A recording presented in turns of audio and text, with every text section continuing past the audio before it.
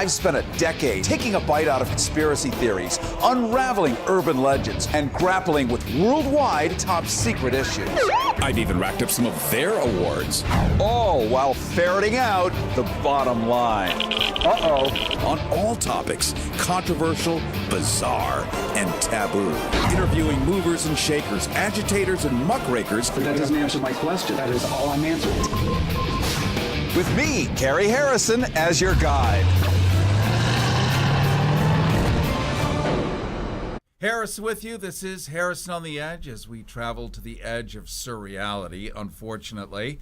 You can also catch us on a variety of FMs up and down the west coast of California, and of course on Facebook, and we're giving away DVDs, Blu-rays, and a bunch of other things on our YouTube channel.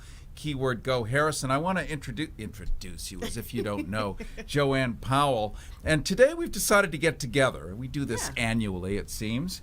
And we're going to talk about Trump's 100 days. By now it's probably well past for you. The shelf life of this conversation may go indefinitely. So who knows if there'll be an upgrade or a downgrade in his behavior. But right now I think he gets a happy F- somewhere along there as far as violations of the Emoluments Clause, multiple treasonous violations of the Constitution, really pissing off the founding daddies in so many ways.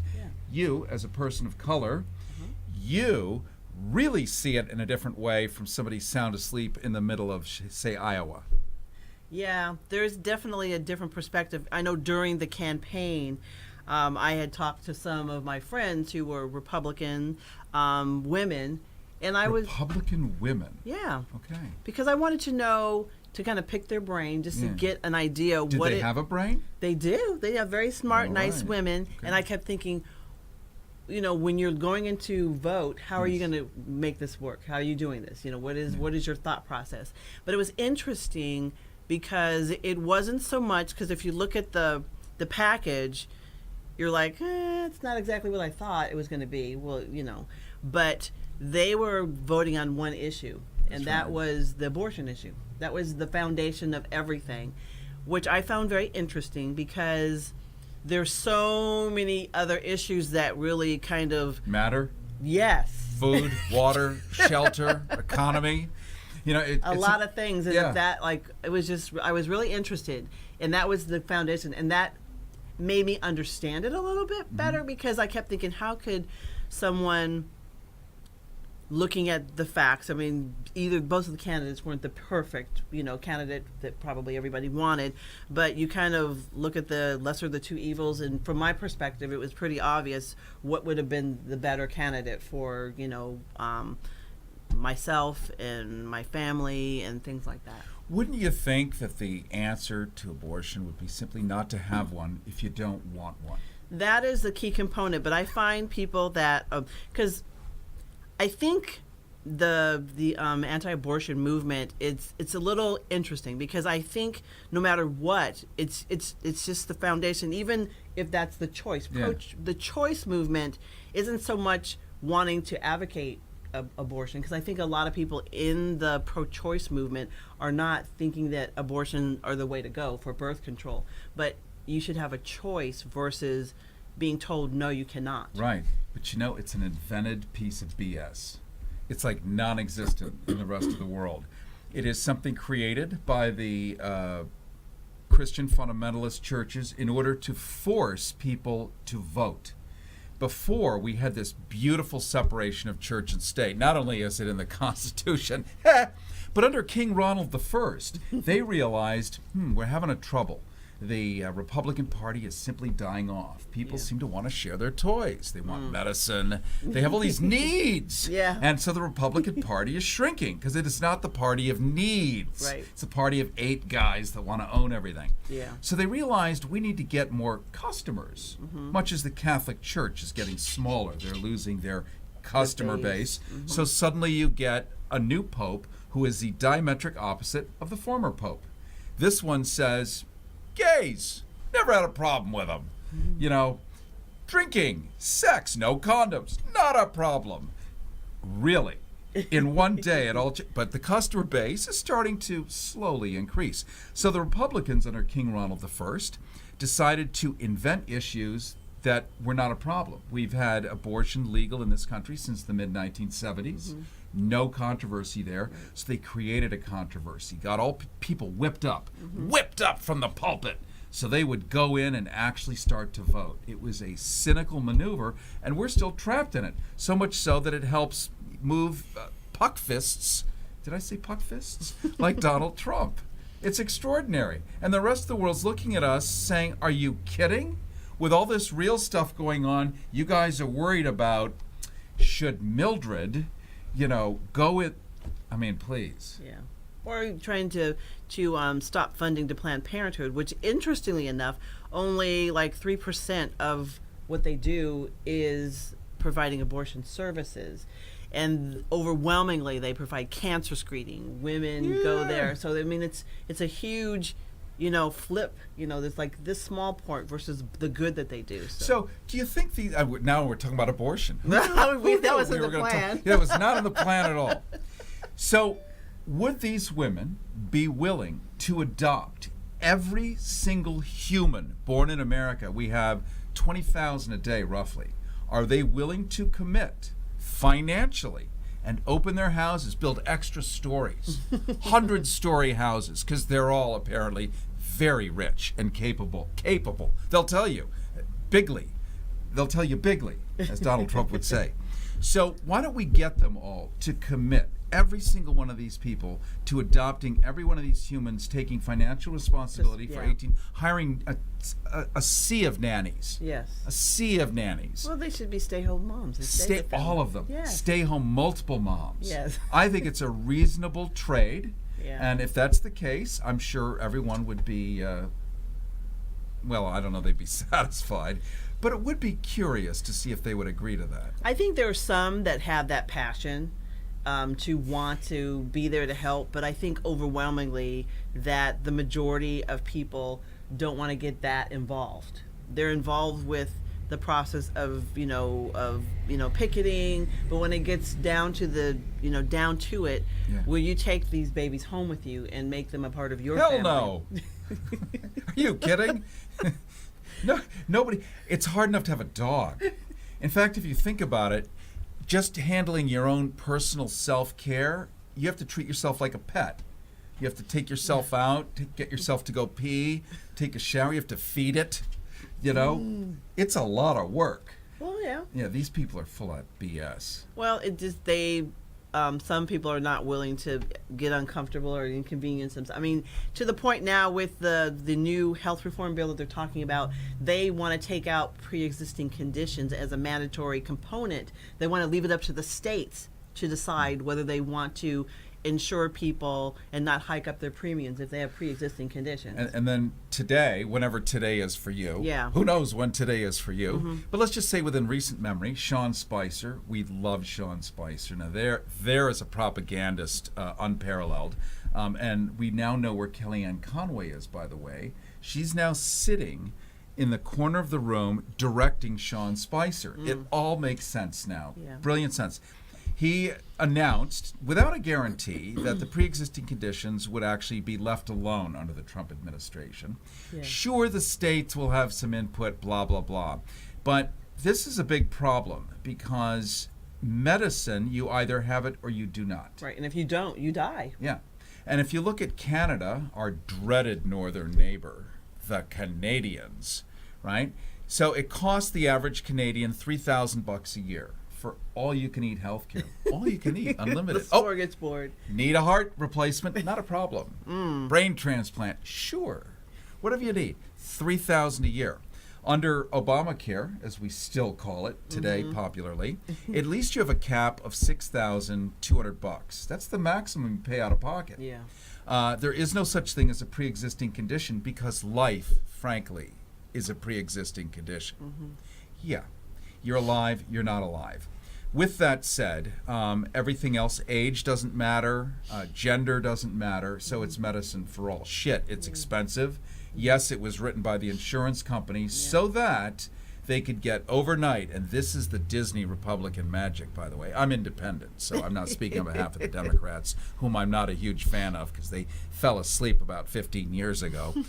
But the Disney magic for the Obamacare, which is the problem of it, it's not the good part of it. The bad part is you handed the insurance industry, a third party, that's a $1 trillion industry, you handed them 29 million customers in one day. Yeah. Imagine if Joanne Powell owned the ice cream stand here in Hollywood, California. Yeah. The ice cream stand. And the mayor of Los Angeles said, starting tomorrow, everyone will buy an ice cream cone from Joanne Powell. Would I want to buy stock in Joanne's company? Oh, Hell yes. That's Obamacare. Plus the good part. So we got the good part, we got the icky. The icky is what the Trump administration is focusing on. Yeah. That it's expensive. Well, they wrote it. It's expensive because they want it to be expensive because they make money. Now, the reforming it is to get rid of the icky people. These are people with medical problems. Yeah. You know, that's a problem. It Because we is. might have to pay out. Well, the key is that you need enough healthy people on the healthcare plans to make up the balance for those that really need the care, like, you know, the people that have cancer or the people that need a heart transplant, those people that really have a problem, because you know, you have to have that. That's the key component. I think it's probably why it was mandatory to make people sign up for Obamacare, because most people who are healthy, especially young people, don't want to pay money for insurance. They'd rather spend their money on something else. Yeah. But you need them in the system. That's it. That's it. I love the fact that Joanne and I are doing our annual hootenanny, our powwow here, sorting I have to have out. you come on my show. Yeah, we need to do this again and again, sorting all the world's problems here. So rewatch this to get these hidden secret answers here. Let's talk for a minute about Jeff Sessions and other things. We have an attorney general now who is an Alabaman. It's somewhere to the right out of the Hun. He reminds me a little of John Ashcroft, a name we all grew to know and love during the Bush administration, the one who gave us the Patriot Act. John Ashcroft famously was the one who propelled David Duke, the former imperial wizard of the Ku Klux Klan, to run for Congress. John Ashcroft, under the Bush administration, recent memory now, was the same guy who wrote for Southern Partisan magazine, a neo-Confederate publication that wanted to restore the Old South to its former glory by bringing back slavery. Isn't that something? Citing out of the Bible, Corinthians 16, slaves obey your masters. Jeff Sessions likes this, likes everything about it, and he is now our civil rights attorney. Isn't that something? Who's your daddy? Not him. But it's interesting because the Republican Party is having a transformation. The Democratic Party as well, because it is going so far right. It's becoming the Christian nationalist party. That's like the new term for. I even hate to say it, but you know, white racist. You know, that's the it's direction. Okay to say it here. That We're going to speak bluntly I know. and directly. That's the code. Whenever you heard nationalism, just know the underlining current is white supremacist movement. I mean, that's what it is. It sounds pretty to say Christian nationalism, but it's kind of an oxymoron. They kind of cancel each other out. Did you say Nazi moron? Why not? So they cancel each other out, because if you're a true Christian, you should not be a racist theoretically. But that's not. Be. That is just not the way it happens. I mean, you know, they always say that. And church is the most segregated hour, you know, that people have. But I think, and then it kind of puts I even hate to say this, it puts a bad slant on Christianity, because it puts you in that bubble. If you're a white Christian, you're more likely going to be a Republican. And people are voting from what is like historically what they've done. They've always done this. Their family's done it. They grew up in this mindset. Even if the party is going in a direction you're not comfortable with, but because that's what you're used to, we're finding that more people are doing that. But people need to wake up and know that you have to pay attention, because our rights are really, threatened. Beyond threatened. Let's just say it. Beyond threatened. Yeah. Harrison with you. This is Harrison on the Edge. You can follow us on goharrison.com. Therefore, you can find us on Twitter at GoHarrison, Facebook keyword Go Harrison. The whole Soup Cat and Pizza is just Go Harrison. Okay. We're talking right now to Joanne Powell. You know her. She's reported for CNN, does her own show on WCOBM, and really stands up and offers a voice for the black community, something desperately needed. Mm-hmm. I offer a voice for the, who knows what community that is, my own probably. And The so Go Harrison community.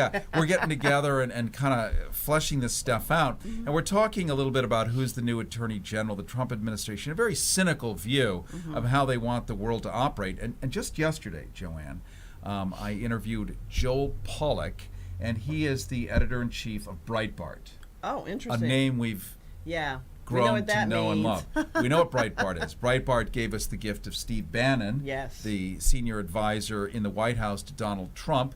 And Breitbart, if you somehow don't know about Breitbart, it is the home base for the American Neo-Nazi Party and the Ku Klux Nationalist Klan. Party. The The Nationalist Nationalist Party. Party. Who's your nation? So that's where they hang. So this guy, the editor-in-chief, it's the usual round robin. So all these people tend to go to your website. Why is that? Well, they actually don't go to our website. Really? No, they don't. There's no proof of it. Is that right? And he's wearing his yarmulke, too. Oh. Now, he's an Orthodox Jewish guy wearing a yarmulke in a public place. So it's like me wearing a crucifix this big. Obviously, me and Jesus are tight, so I could never harm you.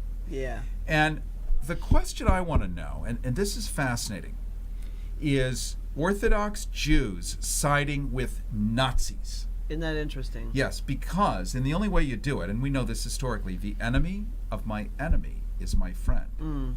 So in order to get what they both want, they have to get together. Now the Nazis, at the end of the day, the Jews are going to be in short supply. This is only going to last until the Nazis and the Klan get enough power to then blow out these people that they exploited to get to that get power to where place. they need to be. Yeah. And that is a fact. Steve Bannon has never kept it a secret what he thinks about Jews. So the Jews are helping get the Nazis up because the Nazis are anti-Muslim. Muslim ban, build the wall against the other Muslims, which are called Mexicans, because it starts with an M. So it's probably the same thing. And the Cubans, by the way, as Donald Trump said, are first cousins to the Mexicans. So now there's a problem with Cuba. What else is new? So let's talk a little bit about whatever we want to talk about. My train of thought just derailed all over the tracks here. What do you think about what's going on in North Korea and Trump wanting to invite their leader to come to the White House and hang out with him? I mean, it would be such an unprecedented event. The first time a sitting president has ever done anything like that. I mean, it's never happened. He's very unconventional, but I mean, maybe he can make things different. In some ways, they're kind of the same. Well, that's the key thing, is in some ways they're kind of the same. This is not a do-gooder.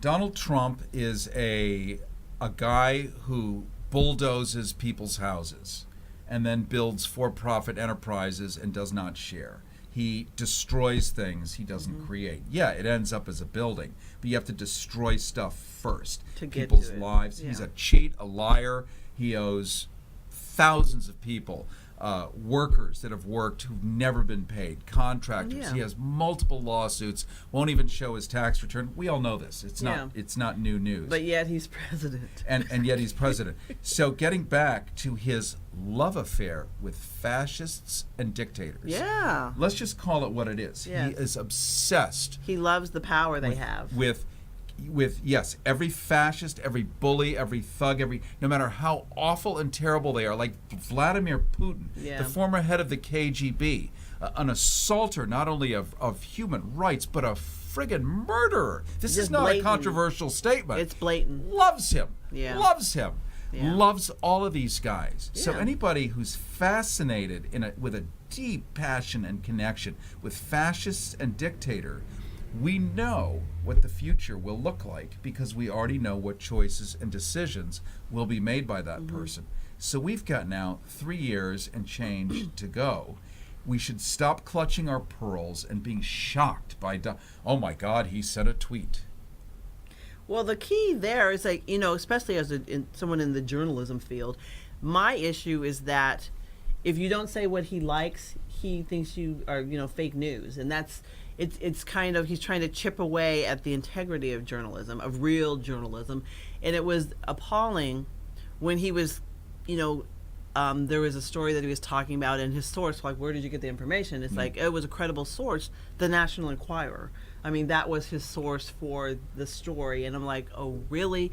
So, he's creating that whole... well, they did give us the Kevin Spacey blowjob story, so... They have some credibility, but it's just, when you think of the New York Times, the Washington Post, all of these credible... publications and news agencies, and then you equate that with the National Enquirer, who he is a friend with the head of that organization. So this is a beautiful pivot, Joanne Powell, Yes, sir. into propaganda, because that's what we're talking about. Yeah. So if anybody is shining light on the cockroaches and they scatter, then you have to say they're not really an exterminator. They're something else, or it's not sunlight. It's something. It's aspirin. Yeah. And so if a news organization, and it's hard to give a ton of credit to the mainstream media, it just is. They've been asleep at the switch, generally speaking, for way too many years, or we would not have GMOs in our food supply, we would have labeling, we would have the things that we actually need, but they've been really busy, admittedly, you and I are part of it, chasing Michael Jackson's spotted penis, the Kardashians. I mean, the things that sell. They spent a fortune on nothingness and 1 second on important things. So they do get a smack on the fanny. But because of this guy, they actually now have no choice but to start reporting the real stuff. It's kind of a gift in a really horrible way. Yeah. That said, you're right. Yeah. I mean, that's the thing. And if it was up to him, he would silence everybody who didn't say anything that was good about him. And he's very, of course, we all know he's narcissistic. But I am just fascinated with how he says all this stuff and people still believe him. Within the Republican Party and his base, he is doing well. I mean, over the whole country, his popularity is not good. But within the party, it's good. But I kind of think it's because he's a Republican, not so much that they like him. They just are happy to be in power. It's a brand. And yeah. It's a brand. They're in charge. They're large and in charge. But, so far, nothing's happened. And it's because the Republican Party is really 3 parties in one. It's not just the grand old party. It is the Christian nationalists. It's the right wing, the Tea Party movement. You have a lot of different kind of splinter groups that make up the party now, and it's kind of a battle who's gonna be in power, and that's why we're seeing that legislatively there's really not a lot that's happening because of the infighting within the Republican Party right now. And let's take a look at what Donald Trump's appeal is. Joanne Powell, earlier you talked about your Republican women friends, and their key thing was pro-life, whatever that is. Yeah, we all should be pro-life, I'm thinking. I would like to think we are, except maybe the Pentagon. But that's different. Yeah. You're allowed to kill in the however that works. So let's take a look at the appeal of Donald Trump. He really was generally a single issue guy during the campaign. Shiny new jobs. Shiny new jobs. Coal miner jobs. Coal miner jobs for everyone. Yeah. Especially in Florida. Or the British. So here's what we've got. We've got shiny new jobs for everyone. We have the previous administration, which did include President Obama to a certain degree, though he reversed it.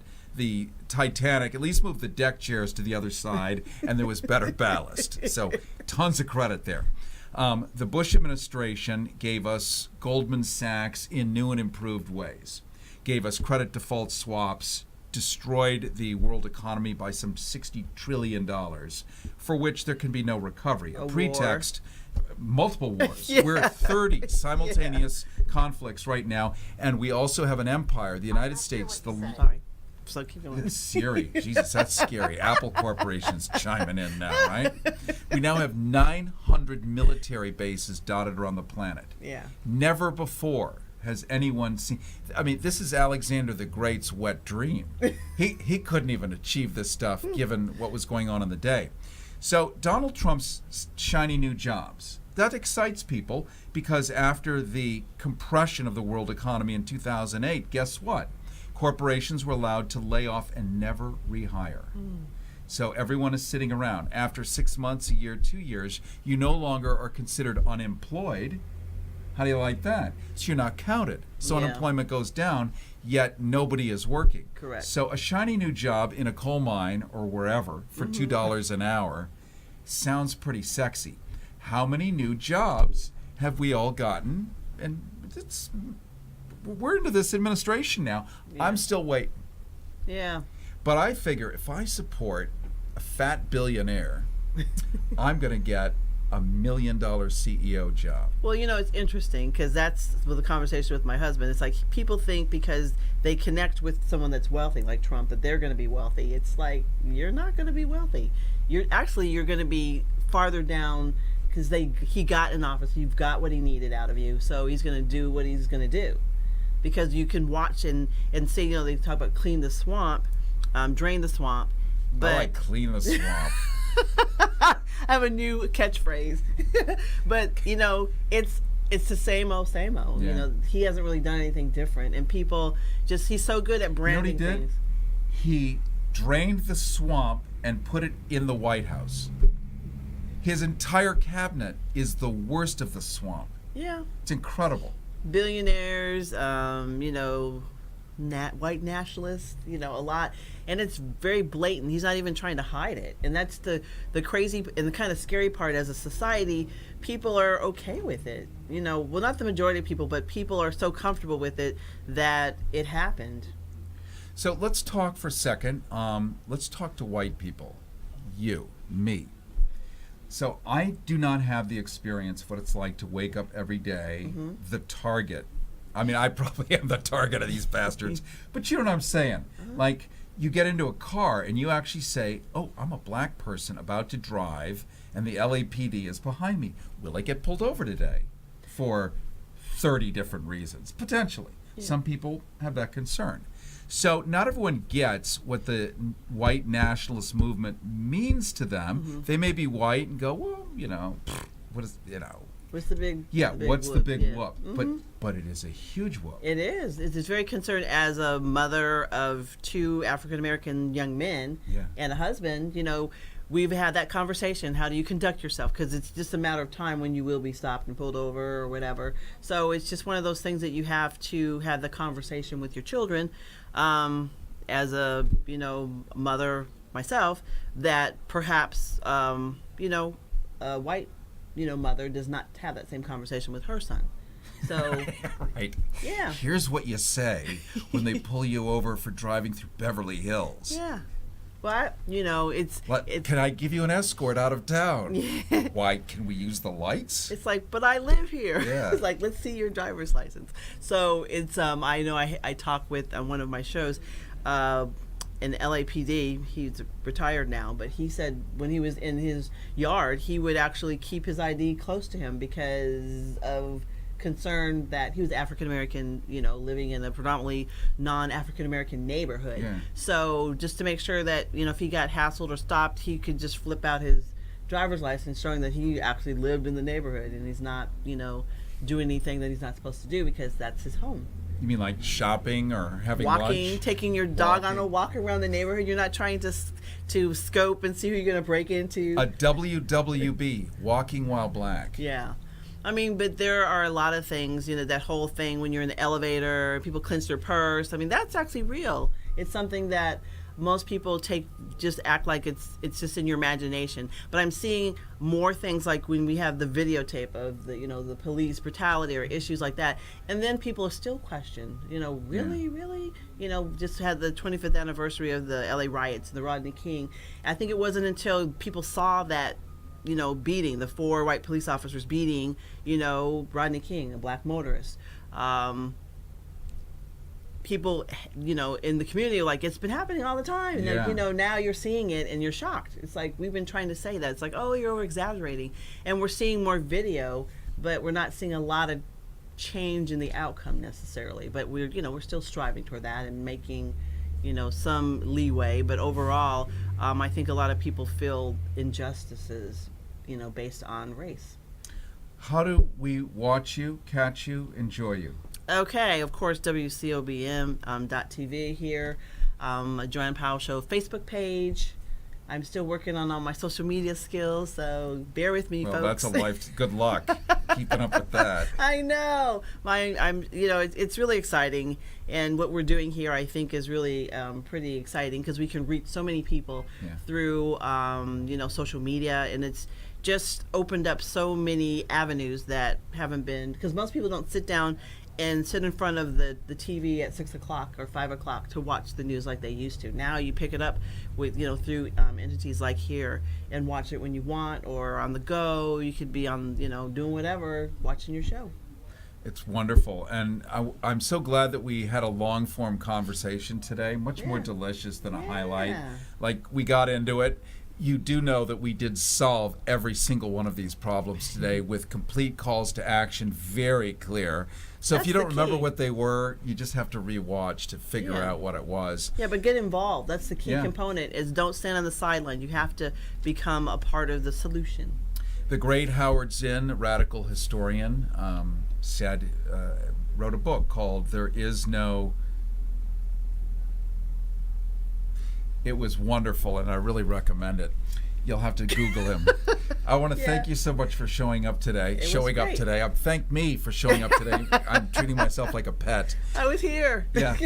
And Harris with you. This is Harrison on the Edge. You can follow us anytime. GoHarrison.com. GoHarrison.com. And if you subscribe to us on our YouTube channel, keyword Go Harrison, we've got all kinds of new Blu-ray, DVDs, giveaways, trips. And on WCOBM.TV, we're going to be doing some travel stuff too, which is going to be a lot of fun. So thank you so much for coming today. And we will. It was my pleasure. I will see you again for our annual Hoot Nanny. We'll have to have you come on my show. Sooner. We can do this. If you can get here by 1 o'clock, maybe. Yeah. All right. We'll That's see. AM. All right. Thanks. See ya.